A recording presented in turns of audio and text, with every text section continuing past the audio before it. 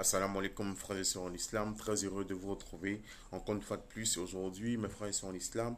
On va parler Inch'Allah du Ramadan, ce mois béni là qui est une aubaine pour nous, qui est une chance pour nous les musulmans parce que le mois de Ramadan nous permet de nous rapprocher davantage d'Allah subhanahu wa ta'ala, nous permet de multiplier nos bonnes actions, nous permet de remettre notre compteur à zéro, de nous faire pardonner, c'est une chance inouïe pour nous les musulmans. Donc le musulman, il ne doit pas voir le mois de Ramadan comme étant un fardeau. Non, au contraire. Le mois de Ramadan, on doit le voir comme un cadeau d'Allah subhanahu wa ta'ala. Parce que mes frères, ils sont en islam.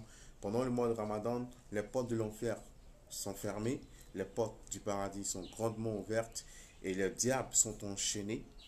Voyez-vous, mes frères, ils sont en islam. Donc on doit profiter de ce mois-là pour multiplier nos invocations, multiplier nos prières nocturnes, nos actes surrogatoires, multiplier nos bonnes œuvres. Parce que pendant ce mois-là, les actions, les œuvres sont multipliées, les récompenses sont multipliées par un nombre indéfini, indéterminé. Et la récompense du jeûne, c'est Allah lui-même qui la donne. Ce n'est même pas les anges qui écrivent, mais c'est Allah subhanahu wa ta'ala lui-même qui se charge de donner la récompense du jeûne. Donc mes frères et sœurs en islam, soyons sincères dans nos intentions, soyons sincères dans nos actions, soyons sincères dans nos actes d'adoration. Donc mes frères et sœurs en islam, on va distiller quelques conseils qui vont profiter, Inch'Allah, à pas mal de personnes pour pouvoir réussir ce mois béni de Ramadan. D'accord? Donc, comme je le dis, le musulman ne doit pas voir le mois de Ramadan comme étant un fardeau.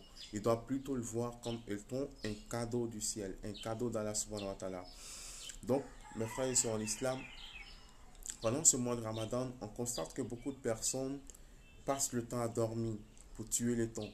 Non, il ne faut pas tuer le temps, mes frères et sœurs en islam, parce qu'on ne peut même pas tuer le temps. C'est le temps qui nous tue à petit feu.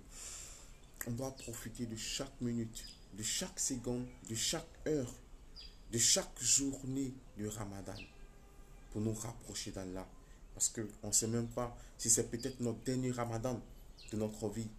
Et on ne sait pas lequel de nos ramadans sera accepté. Parce qu'un seul ramadan de réussite, c'est toute une vie de péché pardonné, mes frères et sœurs en islam. Donc il ne faut pas passer le temps à dormir ou à écouter la musique ou passer tout le temps devant la télévision ou passer tout le temps en train de défiler sur son téléphone pour s'affairer sur Facebook ou j'en passe. Non, il faut au contraire profiter de ce temps-là de ramadan. C'est un mois sur 12. Un mois sur 12, mes frères et sœurs en islam. Il faut profiter pour écouter le Coran, pour lire le Coran, il ne serait-ce qu'en français. Ça nous profite. Faire beaucoup d'invocations et faire beaucoup de narafla, beaucoup de prières surrogatoires. Il faut faire beaucoup de zikr. Alhamdulillah, Allahu Akbar, la ilaha illallah, subhanallah, la hawla wa la quwwata illa billah, hasbunallah wa ni'mal wakil, ya Allah, ya Rabbi. Il faut multiplier les invocations que vous connaissez. Peu importe ce que vous connaissez. Alhamdulillah, Rabbil Alamin. Mes frères et sœurs en islam, nous ne devons pas sortir ce mois de Ramadan là avec encore des mauvaises habitudes en nous. Non, non, non, non, non, non.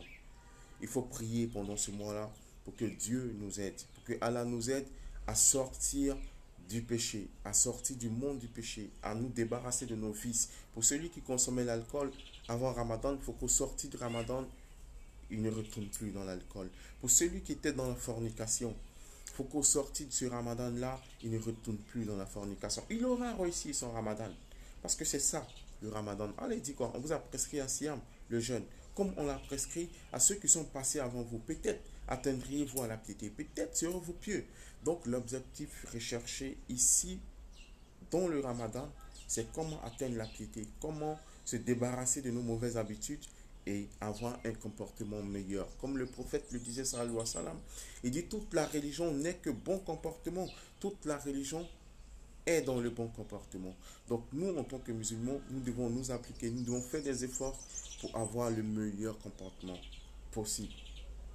Nul n'est parfait, certes, mais Allah dit dans le Coran, si vous évitez les grands péchés qui vous sont interdits, nous vous pardonnerons vos petites fautes, vos petits péchés. Donc mes frères et sœurs en islam, il y a certaines attitudes, on demande souvent, est-ce que pendant Ramadan, je peux me brosser pendant la journée?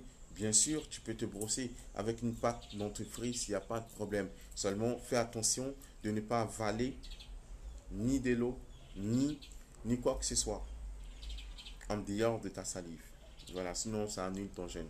Donc il y a pas mal de trucs comme ça. On va revenir, Inch'Allah, là-dessus au fur et à mesure sur certaines choses qui sont permises pendant Ramadan et certaines choses qui ne le sont pas.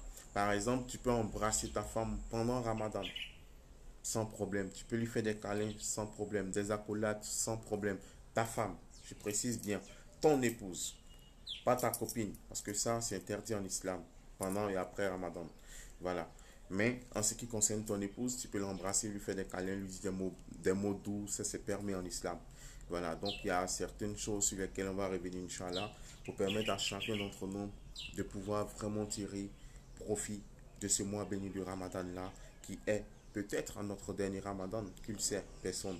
On prie à Allah subhanahu wa ta'ala qui nous accorde beaucoup d'autres Ramadan dans la santé, dans la piété et qui nous donne la force de continuer à le prier, à l'adorer de jour comme de nuit durant toutes nos vies jusqu'au jour de la rétribution. Sur ce, je vous dis assalamu alaikum et à très bientôt.